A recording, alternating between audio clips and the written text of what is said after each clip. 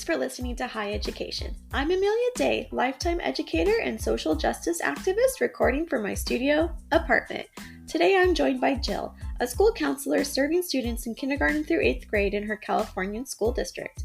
We will be discussing the impact a counselor has on their school community, how resources have influenced the effectiveness of counselors' efforts, and best practices for helping our at-risk populations find success in school and life. I want to express my gratitude for Jill taking the time during these difficult and busy times to speak with me today. Her name has been changed to protect her privacy. I hope to continue having guest speakers on to give their perspectives on their favorite educational topics. If you are a teacher, administrator, paraprofessional, speech pathologist, or otherwise engaged in the education of our youth, visit highedpod.com to contact me to let me know you're interested. Alright guys, I'm so excited to introduce Jill to you. She is a friend of mine who is also a school counselor.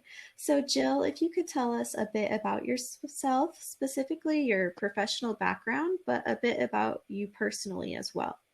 Yeah, hi, thank you so much for having me. So I am a school counselor at in a district in California, and this is my second year as a full-time counselor. I absolutely love it, but it was quite a journey to get here. So a little bit about me, although I love school now, and that's why I'm a counselor, I wasn't always too good at school. When I was in elementary, I always felt really lost, like I wasn't really able to retain information, and I just knew I was lower academically than all of my peers.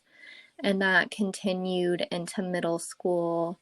I was put into remedial math classes and I got low grades, but no one ever really asked me, what's going on? What do you need? And how can I help you? And that kind of continued throughout middle school and throughout high school. I kept getting low grades and putting in remedial classes. And it seemed like because I didn't have behaviors or I wasn't a distraction to classes, that I kind of wasn't really noticed by any teachers or any administrators. It was kind of just like I was low academically, but because I didn't cause any problems, I think maybe no one thought to really intervene. And it got to the point where I almost didn't graduate from high school because I was so low academically and I had really low grades and I didn't have enough units to graduate. So I had to go to a continuation school in my district, which was really hard for me to leave all my friends and go to a school where I didn't know anyone. And I think I wasn't there a full year. I was there for about a semester, so like 5 or 6 months, and I got my units and I went back to my high school and I graduated. But it was very difficult for me. No one ever really talked to me about college, about applying for college, and I guess people thought it wasn't something I was interested in because I wasn't really good at school. So I just kind of on my own applied for a community college. I started taking classes that I really enjoyed, and I kind of learned how to be good at school and how to be a good student. And I graduated from Cal State East Bay with my bachelor's degree in human development with a specialization in childhood development. And after graduating, I didn't really have a path. I didn't really know what my career was going to be or what I wanted to do with my life. So I started working at a school for students with special needs, which was a really special point in my life because I got to be surrounded by these students who were absolutely amazing and taught me so much. And I had a few different roles there. I worked in the classroom as an aide. I worked as a sub and went around to different classrooms. And I also was an IEP coordinator.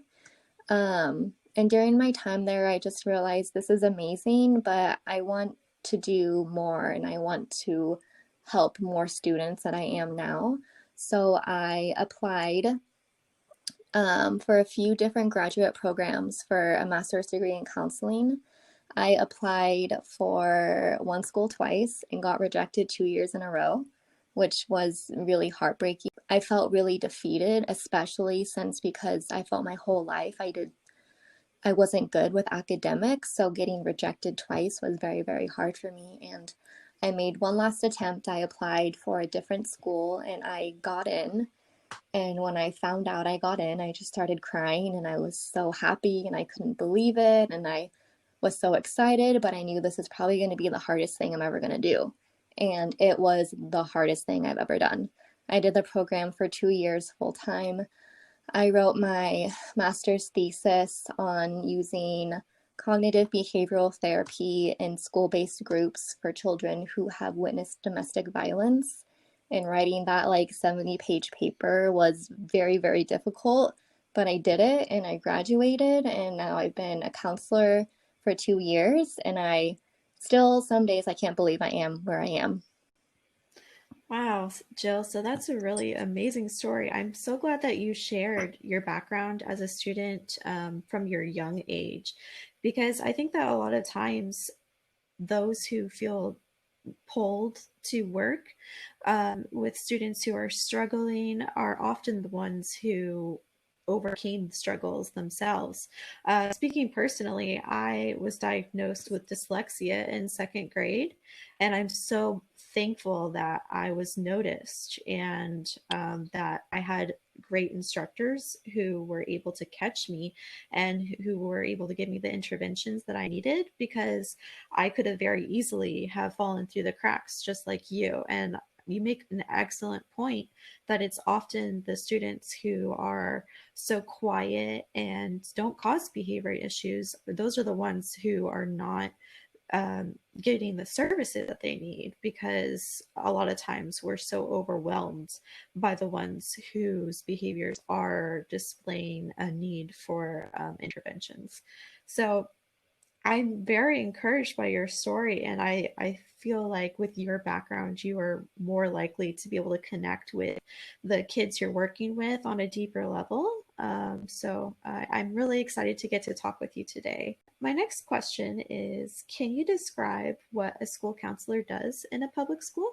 Yes, so a school counselor is a person who is there to provide support to mostly to the students, but also parents and teachers.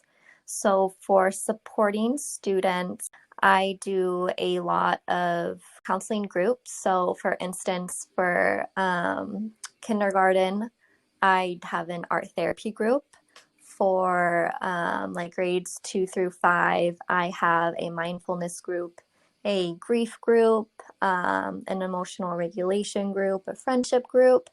And then for middle school, groups such as like Zen Zone, other mindfulness, friendships, as well as groups, I do a lot of one-on-one counseling, which I think is my favorite because I really like that one-on-one connection with students. When you are with a student 30 minutes for 6 to 8 weeks, it's kind of amazing the kind of bond and relationship that you create with them.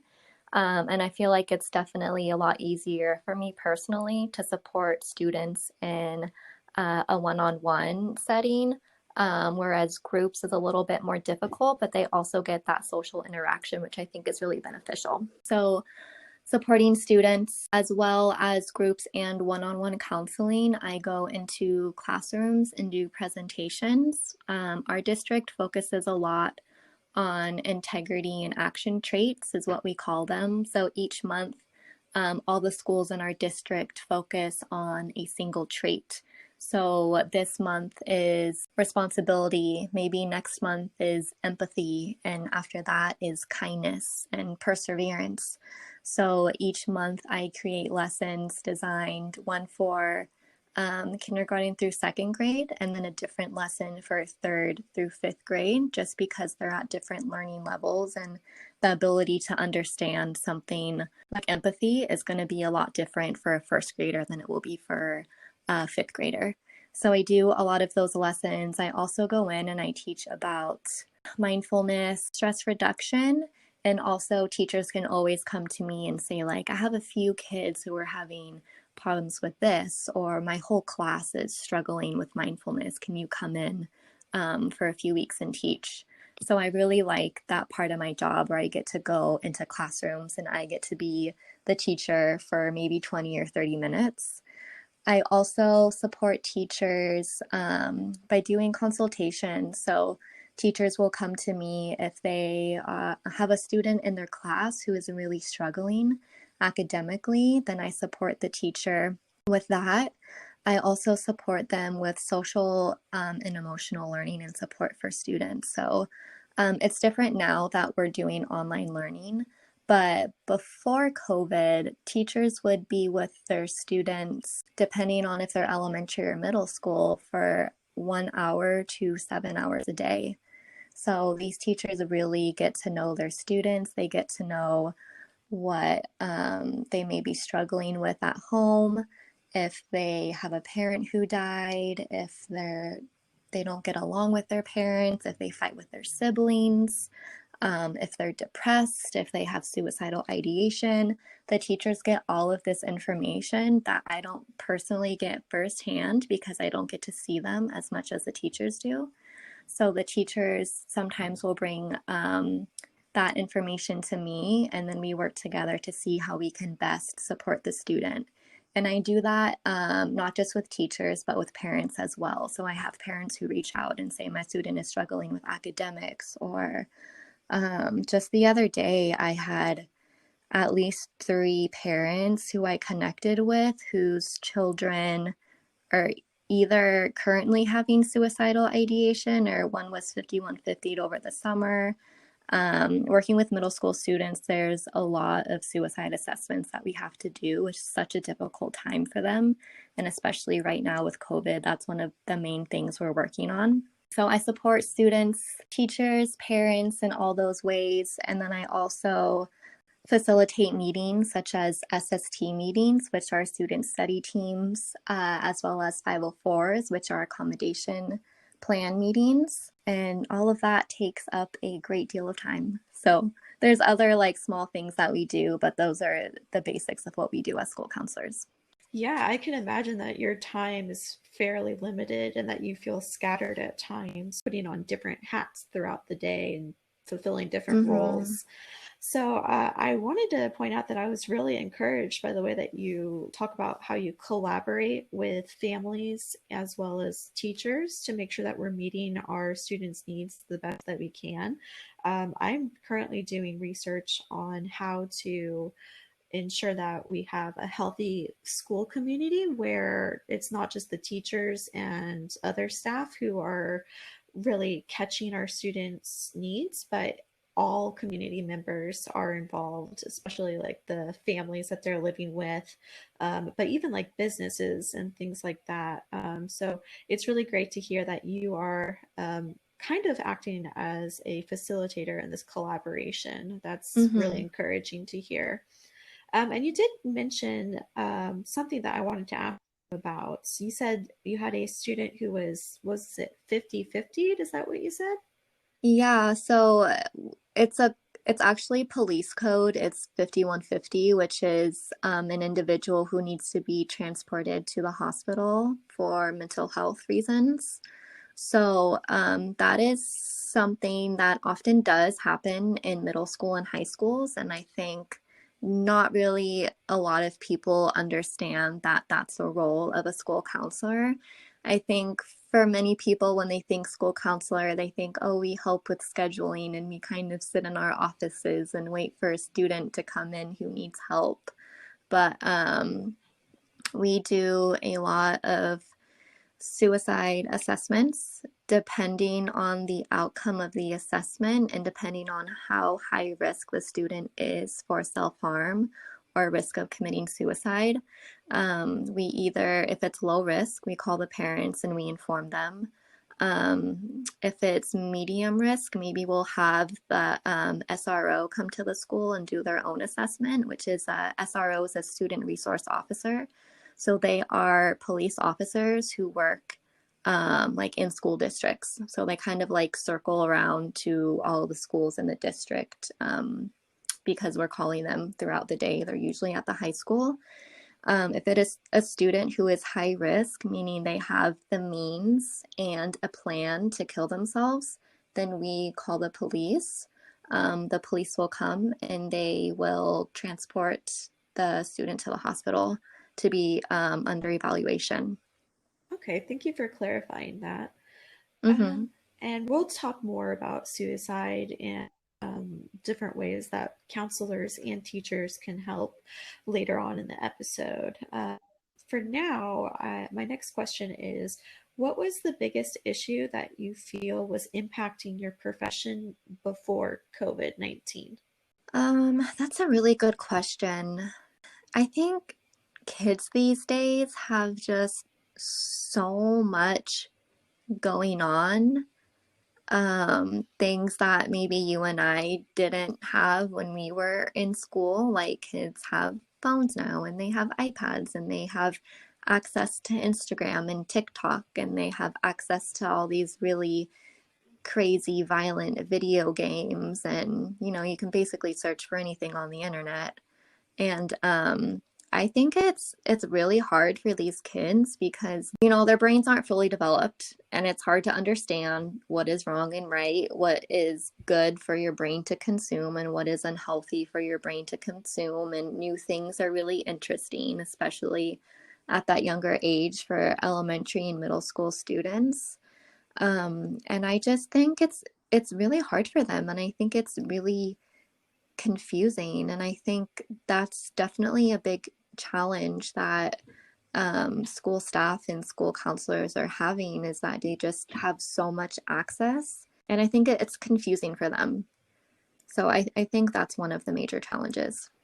Yeah, I see that too. I am definitely concerned with the accessibility for students, even if they have parents who are doing their best to keep an eye on what they're consuming online. It's very Mm-hmm. easy, I think, for kids, especially pre-COVID-19, to go over to a friend's house. Maybe their parents weren't watching as closely, so you don't know what your student or your child might be seeing when you're not around. Mm-hmm. So yeah, that is something that I will have a new episode about later on literacy and ways to protect our youth. Because I do see this as impacting their mental health more so than it did, like you said, when we were kids or our older Mm-hmm. generations. So would you say that issue is the same that you are facing now? That's the most challenging for your profession, or has it shifted now with COVID-19? I think for students, it might still be the most challenging thing. I think for school staff working in schools while we're doing online learning, if I can just talk about that for a little bit, I don't know if that's off Of topic, course, but yes.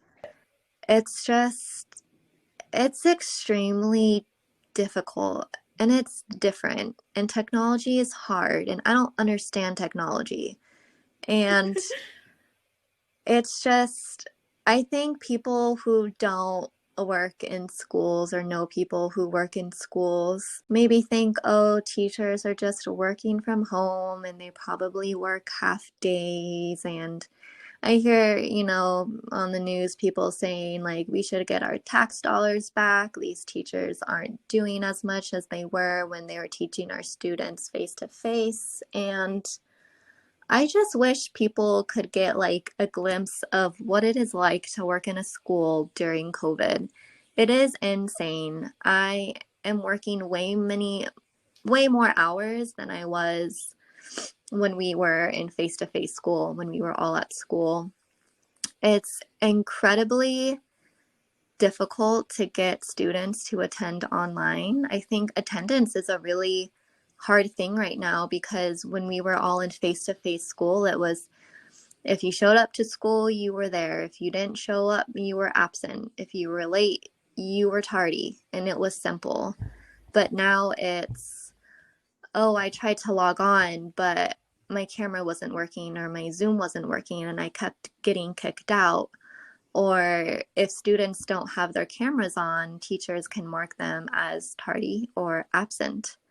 And there's just so many different layers to it. Like I get I've been hearing from a lot of teachers that they'll be teaching on Zoom and a student will have their camera off and say Kevin has his camera off. And the teacher will stop teaching and say, Kevin, turn your camera on. Kevin, Kevin, turn your camera on. Kevin's not there. Kevin's probably in the other room watching TV. Oh my So gosh. it's just so hard for teachers. And it's hard to know, like, are they actually there? Are they listening to you? Are they responding? Or like they'll put students in a breakout room and then come back to class. But like the students don't come back because they're not sitting there clicking the button to go to the main room, or they'll be back in the main room and everybody else leaves, but like the students still there. They're like playing video games or something. And I Wow. understand that. I understand the temptation. Like if I were in middle or elementary school and I could stay home, like I'd probably be playing Animal Crossing. I don't know. Like a lot of parents, they're both working. If students have two parents, maybe they're both working. Maybe they're both working out of the house, or maybe they're working inside the home. And if they're inside the home, that doesn't necessarily mean that they can be there to supervise their students because they're working and their kids are in a different room.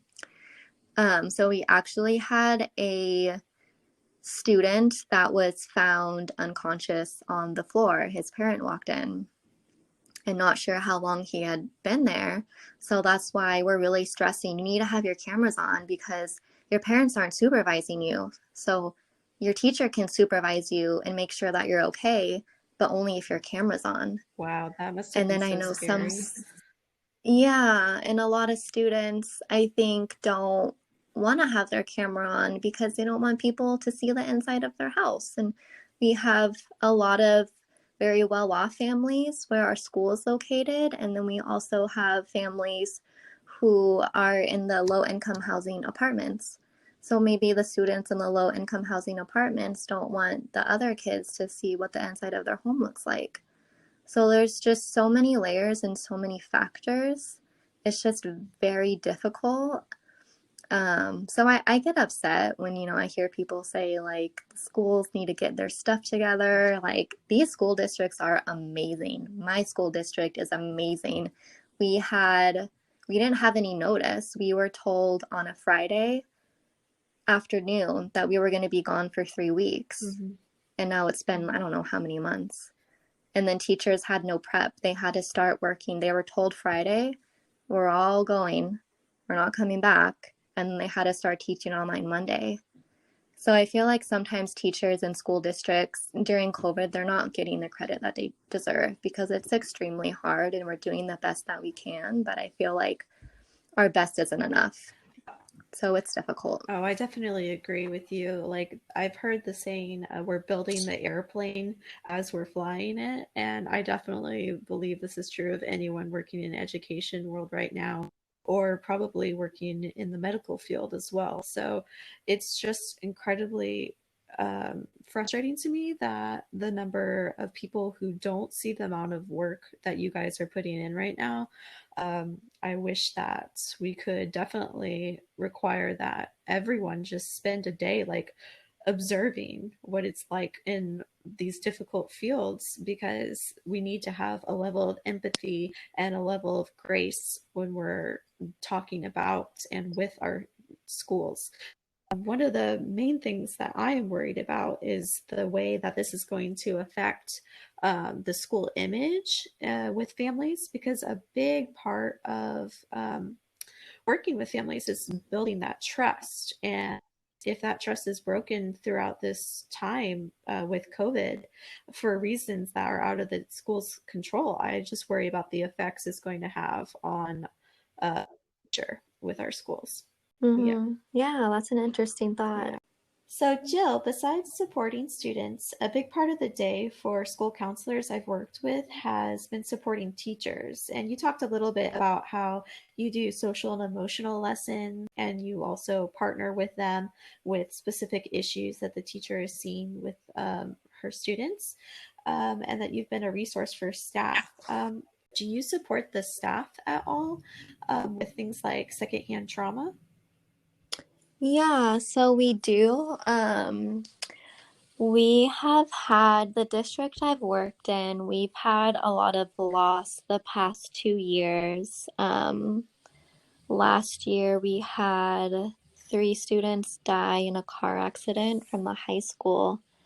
Oh, I'm so So sorry that to hear that. was, yeah, that was really hard, not only for the students, but for the teachers because they had, maybe they were, the teachers knew them for 3 or 4 years and they had these relationships with them, and the teachers just lost that. And another thing that we try to remember as counselors is that, um, in that situation, even if there was a teacher that didn't know the students or have a strong relationship with them, knowing that that happened can bring up grief and trauma from someone else that has passed in their life. So we wanted to make sure, like, even at the elementary and middle school levels, we all supported the teachers, we supported the counselors there because they were very busy. They had a vigil at the high school that all of the counselors went to just to show our support and to be there in case anyone needed to talk. We also had an incident just about 2 weeks ago where one of our teachers died in the district. So that was really hard for other teachers who knew that teacher. So anytime something traumatic happens like that, we always reach out to the teachers and we always let them know we're here for you. We're not just here for the students, we're here to support you because I feel like sometimes they forget that.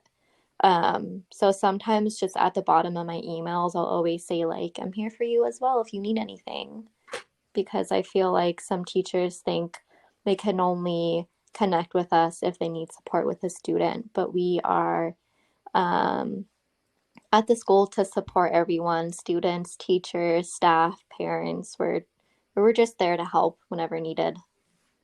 Great. I'm glad to hear that you see yourself as a resource for the staff as well. I know that I've worked in two different districts, and both counselors have been amazing and totally willing to help the staff as well as the students. So I was just curious if that's something that's kind of written into your job description, or do you think it's something that you do additionally just because you feel it's the right thing to do? Um, I mean, in our job description, it does say to support staff, but I'm not sure if that's at the level that school counselors take it to. And I think, um, we just want to help. Like, if you're a student or a teacher, if you're in need, we want to help.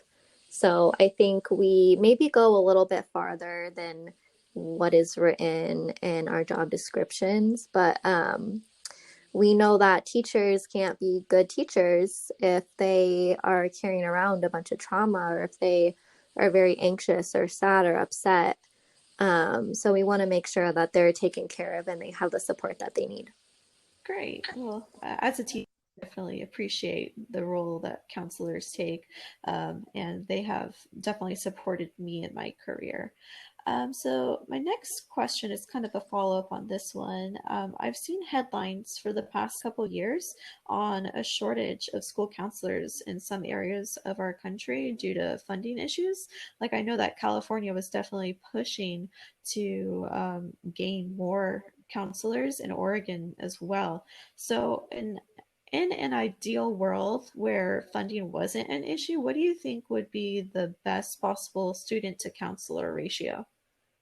That's a really good question. So, according to ASCA, which is the American School Counselor Association, the proper ratio is 250 students to one counselor. And I don't know any school that has that ratio. And I understand it's very difficult. It's a lot of funding, and there's a lack of funding in our country for education. And I am very grateful that the district I work in very highly values their counselors to the point where they have a full-time counselor in every elementary school.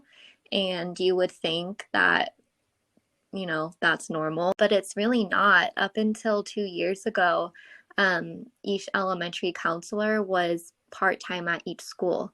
So they would be at one elementary school 2.5 days a week, and then they had their other elementary school they were designated to where they were at for the other 2.5 days a week. So I'm very, very grateful that the district I work for highly values counselors, and they had the budget to hire a lot of counselors. So when I was hired 2 years ago, that was when they switched from having a counselor at every two elementary schools to having one counselor at every elementary school. So they hired about 6 counselors, which was why I was able to get hired. So I think the ratio of 250 to 1 would be amazing. And I think we would be able to do our jobs a little bit better and support students a little bit more thoroughly. But unfortunately, I don't think it's realistic. I know last year my caseload was about 650 students, and I think I'm either at that number now or a little bit higher.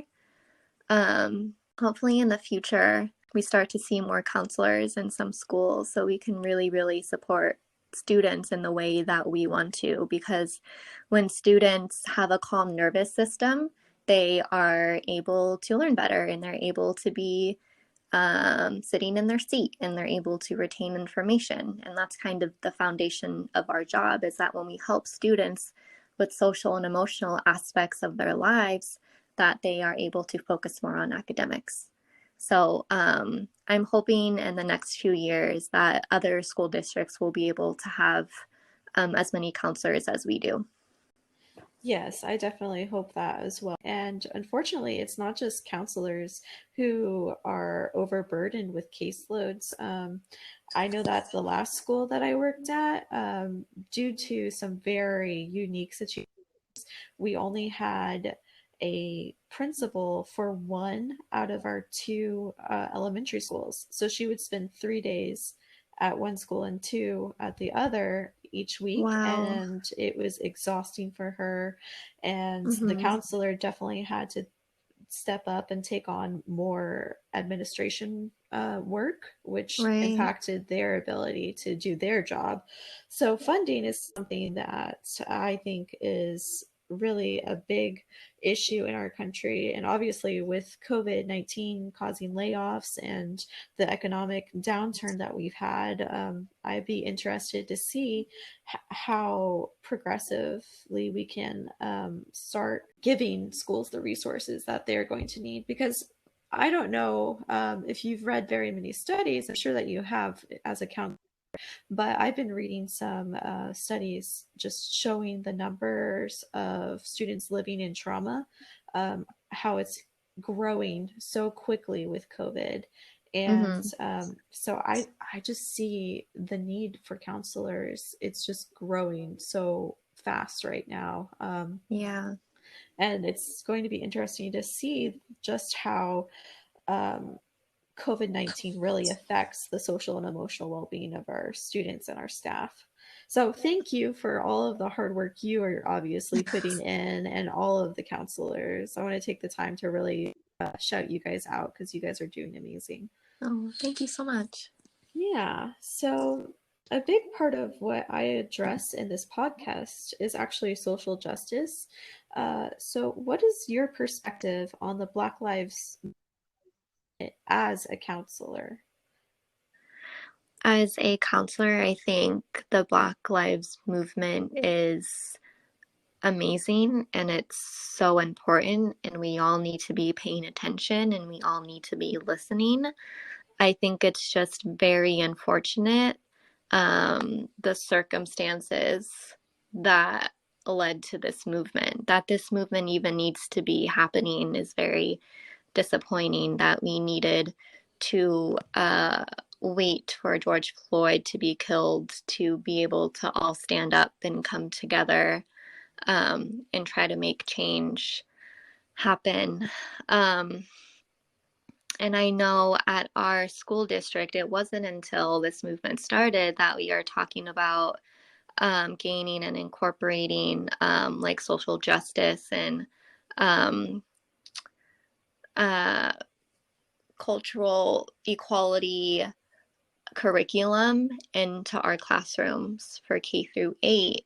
So I think it's really amazing that this movement is leading us in that direction, but I also wonder why wasn't this happening before? And I also wonder what other school districts are doing and if they've had social justice curriculum implemented before and what that looked like and how it's changing.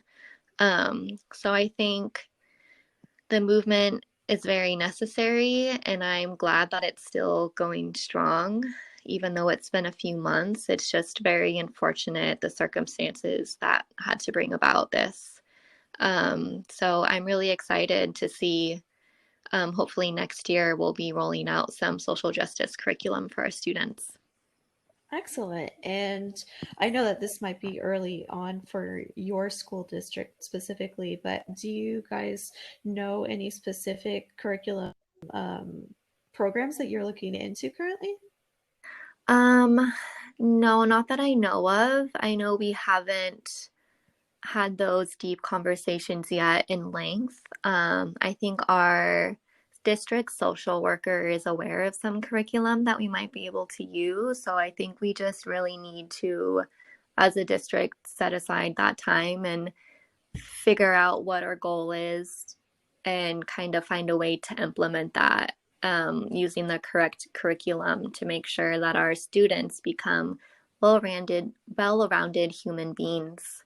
Because I think that's very important. Now we're not just teaching our students math and English and science, we're teaching them how to be kind and respectful people. Definitely. I am very encouraged to hear that your district is moving towards focusing on this really valid movement and that you guys are going to the drawing board to see how you can have equity in mind when you are choosing curriculum, because that's one of the basic elements of ensuring that our students are feeling heard and seen and that they are developing the characteristic that we would hope a citizen would have.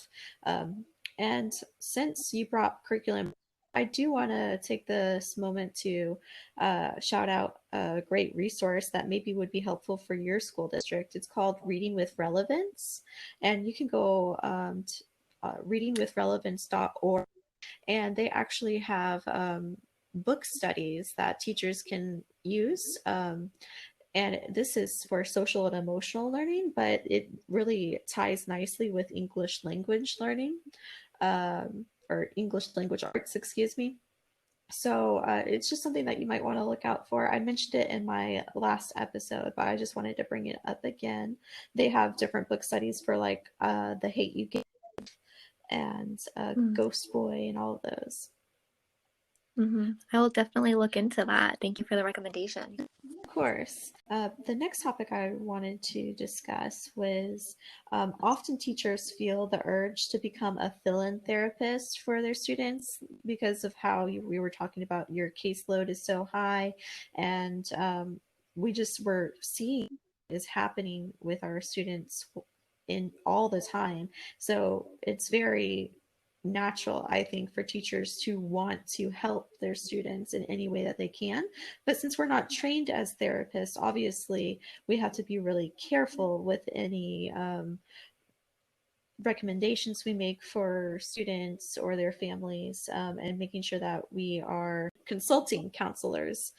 So, do you have any suggestions or cautions to offer teachers who might be trying to fill in that therapy role? Yeah, that's a great question. And I know that teachers now are, I mean, I think in teaching credential programs, they are educated and trained on teaching with social and emotional learning in mind. Yeah. Um, and I know that teachers now, they don't just need to meet the academic standards, but now they also kind of need to meet standards of teaching students regarding social and emotional learning. So I think it's a lot to take on. Um, and I think from what I've seen, they do a great job.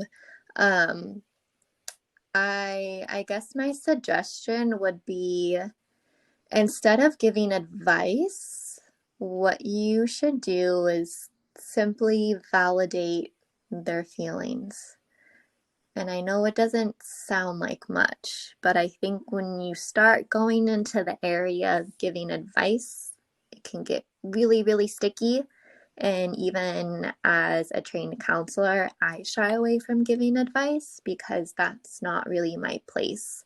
My place as a counselor is to listen and to reflect your thoughts and feelings back to you and help support you so you can make choices that are good for you.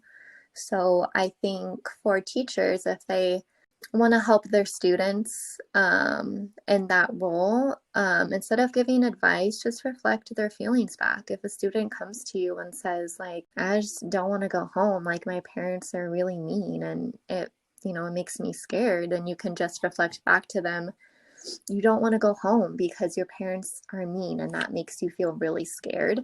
And as simple as it sounds to just repeat someone's feelings back to them, it's very, very validating.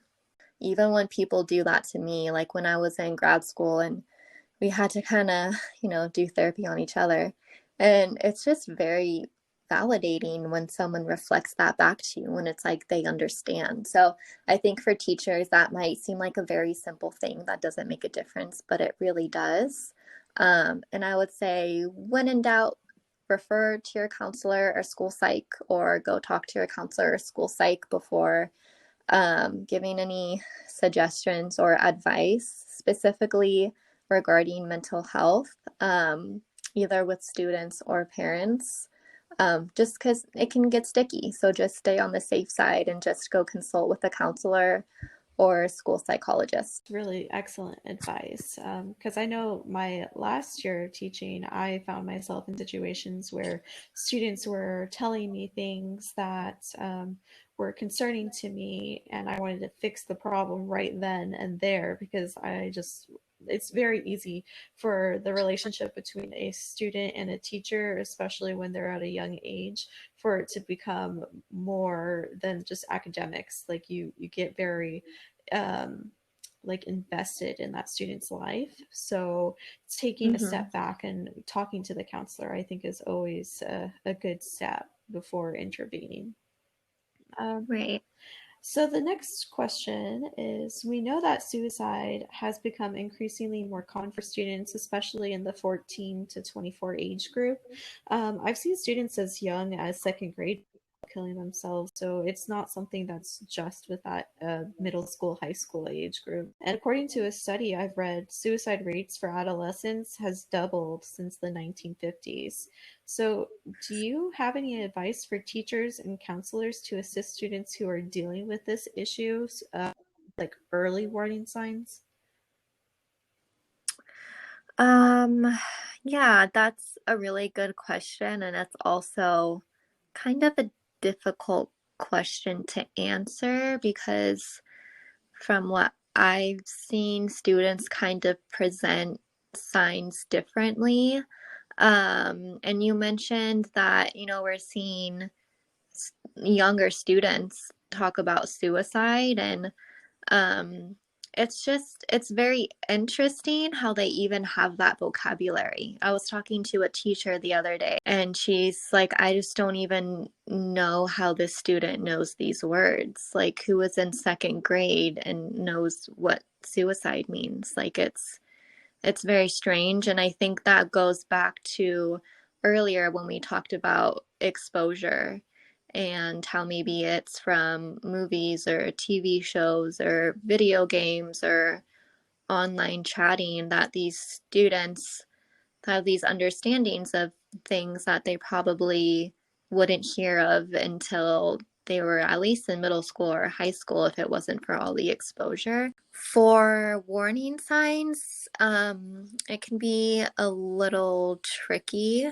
I would say, teachers, they really connect with their students and have this really unique bond. And I think teachers are really good at knowing when something's wrong. Teachers really understand their students' body language. They see their students every day. They know if their student usually sits up in class. They know if their student is usually asleep in class. They know if their student always raises their hands and participates or doesn't. So I think it's really easy for teachers to see changes in students' behavior, which could be a warning sign. Also looking out for any signs of cutting, of seeing any marks on students' arms or wrists or any other cut marks on the body. I know that students are usually really good at covering them with long sleeves or hoodies, and that could be another sign. If a student, it's like a really hot day and a student's coming to school in like a sweatshirt, and you think something might be going on, I would say talk to your counselor. And sometimes students are just so lost that they're not even going to hide it. Sometimes they're just going to tell you, I don't feel like living, or I really want to hurt myself, or I really want to die. And hearing a student say that is extremely heartbreaking, and it's very confusing because a lot of us can't imagine what that feels like, to have those things inside of us feeling like we don't want to live anymore. So I just say, like, teachers, you know your students, you kind of intuitively know when something is up. And just make sure, if you have a concern about a student, I would say stay connected with the school counselor. Another way to tell if a student may be suicidal or considering self-harm is that some students will write about it in like their English assignments, is what I've seen. For instance, the other day I was forwarded an assignment from an English teacher, and she had the students writing an assignment about sacrifice. And this student wrote this whole assignment about what her life is like and how she can't have the things that she wants. And she was talking about COVID and how, like, even if I could have these things, I can't because of COVID. And what's the point of living? So sometimes those things will come out in students' writings. And it may be that they were unaware of what they were writing, or it might be a cry for help. So for teachers, if you ever see any signs of like suicidal ideation or self-harm in a student's writing, I would suggest immediately taking it to a counselor or an administrator, because we never know what a student is going to do, and we need to use every hint they give us and every word they tell us, and we need to use that to kind of determine how at risk these students are. That's a great point, because a lot of times it'll be just like the everyday conversations, or like you said, the assignments that can be a great tip off. I know that a lot of times students who are struggling with suicidal thoughts struggle to know who they should talk to, especially if they've been living with trauma. What I've read in studies is that students who live in a household or in a situation where they are not in a healthy relationship with their caregivers, they lack a sense of trust with any person of authority that they might see. And then a lot of times kids will associate authority with adulthood. So it's interesting to me to see which students are feeling suicidal, but who we might not even know because they're not giving warning signs, or they don't trust the adults in their lives at school. So Mm-hmm. that's why I think it's really important to have some type of universal intervention system for the entire school or the district, some type of policy for curriculum teaching, for friends who might be confided in, like a second grade friend is told that their second grade friend is having these ideas about killing themselves, or maybe it's in middle school. And I know that during my own education in middle school, I was told things by friends, and I was the student who always knew that I need to go to an adult if it's something that I can't fix myself. And so, luckily, my friends, weren't happy about it, obviously, but I did save them from situations. So I was just curious Mhm. if your school district or any districts that you know of have some type of universal intervention for suicide prevention. Yeah, so we do have a suicide prevention. I think it's a whole month that we dedicate to suicide prevention, and that's for middle and high school. And last year I worked only with K through 8. I was only with elementary students, so we didn't have those presentations for elementary students because it's just not age appropriate. But this year, me working with K through 8, I will be, me and the other counselor will be in charge of putting together lessons and getting together resources for suicide prevention. So this is going to be my first year doing it. I find it quite intimidating. Um, and I think as counselors, we're trained to be very direct and not sugarcoat words, but still, like when I do a suicide assessment and I have to ask a student because I'm reading the questions from like the district risk assessment, and it says, like, in the past week, have you thought about killing yourself? Have you thought about ending your life? Do you think that your parents would be better off if you're dead? Just like reading those phrases out loud is just very, feels very strange and very unnatural. And I know, like, as counselors, we're kind of desensitized to a lot of stuff, but that's one thing that I just don't think I ever will get desensitized to. So I am excited to collaborate with other middle school counselors in the district and find out what curriculum we use and what we do for presentations, because I think it would be very awkward to go into a classroom and talk about suicide for 20 minutes and be like, okay, bye, like get back to your math work. Yeah, That's very strange to me. yeah, I do think that it is kind of jarring the way that schools have taken to teaching interventions, like you look at like sex education or suicide prevention education, anything that's kind of taboo or difficult to talk about. I think that we need to find a more natural way to approach these types of conversations, and it's hard on any professional to be put in situations where they feel like they have to talk about these things, but maybe they don't feel comfortable yet. So I definitely empathize with you, and I hope that it goes well for you and your colleagues as you guys just kind of figure out how to approach this topic with young people.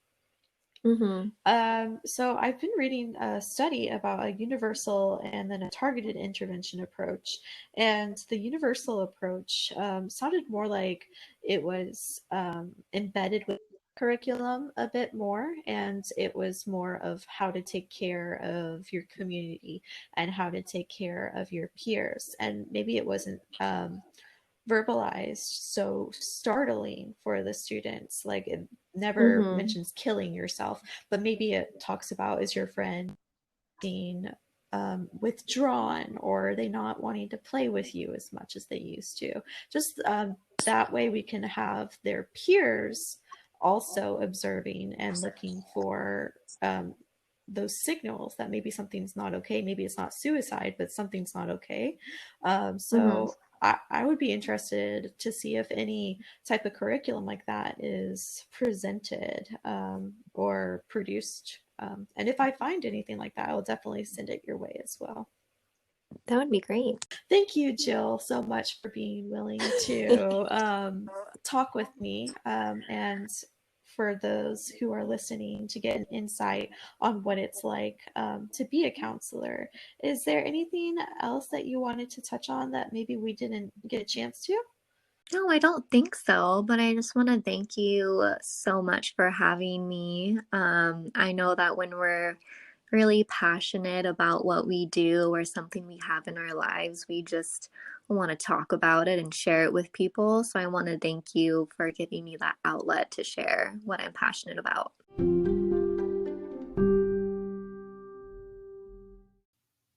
I thank Jill for joining us today. If you enjoyed what we talked about, be sure to like and subscribe. Proceeds from this episode will be donated to Save the Children. You can learn more about how you can support us and what we talked about today by visiting us at highedpod.com. Join me next week as I will be joined by a guest to speak on the foster care system and how educators can ensure they are serving this unique student population to the best of their abilities.